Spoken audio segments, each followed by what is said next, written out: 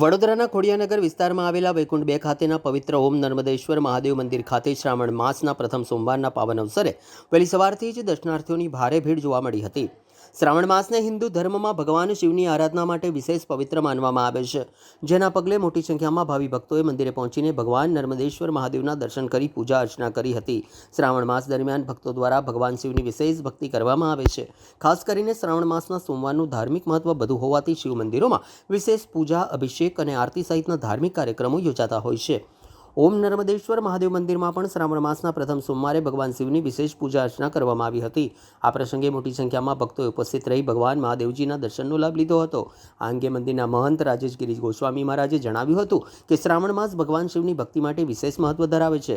શ્રાવણના સોમવારે ભક્તો શ્રદ્ધા અને ભાવપૂર્વક મહાદેવની પૂજા અર્ચના કરતા હોય છે અને મંદિરે મોટી સંખ્યામાં ભાવિકો દર્શન માટે આવતા હોય છે।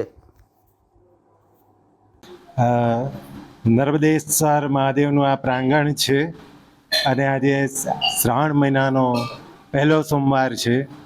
તે શ્રાવણ મહિનાના સોમવાર નિમિત્તે આજે ભાવિક ભક્તોની ભારે ભીડ રહી આ મંદિરમાં।